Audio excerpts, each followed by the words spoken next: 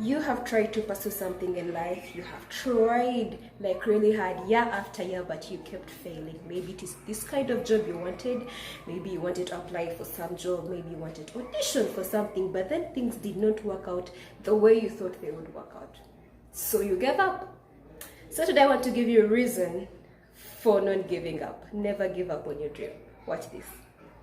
She then asked me, "Were you born in this country?" And I was immediately offended. And I said, "Yeah, I was born in this country." And then she says, "Do you have any kids?" I said, "No, I don't have any kids." She then asked me if I was married. And then I said, "No, ma'am, I am not married." She says, "How old are you?" I said, 19. "May I help you find something?" She then says, "You are the most beautiful girl I have seen." And I said, "Oh, thank you."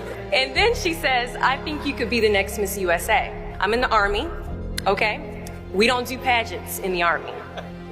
She then asked me to meet her at Starbucks the very next day before my next shift at Target. And apparently I was a pretty open-minded 19-year-old because I actually agreed to meet her the very next day. The next day she brought this foot-tall stack of pageant books and proceeds to convince me to enter into a state pageant. So 3 months later, I compete in my first pageant and I lose. I go back the second year, compete in the state pageant. I lose.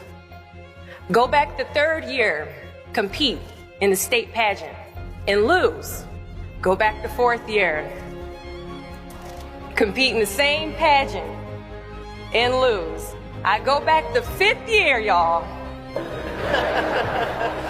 Compete in the state pageant and lose. But guess what? I go back the sixth year. Guess what happens? I lose. I called her on the phone and said, "You told me I could be the next Miss USA." And she says, "Deshauna, keep working, don't quit, keep going back." And in June of 2015, she passes away from leukemia. 6 months later, in December 2015, I win Miss District of Columbia, USA. And 6 months after that, in June of 2016, I become the first soldier to win Miss USA. At times, our purpose drops in our laps as if the heavens threw it by accident. I ask only one thing of you all today after you leave this building. Do not fear failure, but please be terrified of regret. Giving up is the birth of regret.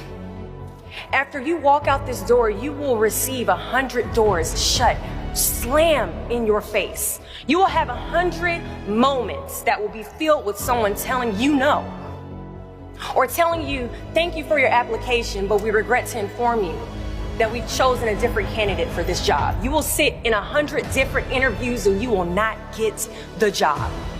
The reality of life is that we will all hear more no's than we hear yeses. And we will fail a lot, and I mean a whole lot. But what I ask of you today is to not take no for an answer.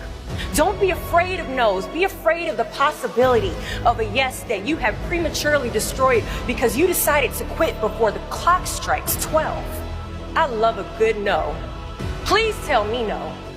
Telling me no is like adding fuel to a fire that is now set ablaze because of your single no. So today I challenge you to fight, to work, to not stop here, to believe so heavily in your aspirations that you too will not fear the word no, but instead you will choose to welcome it.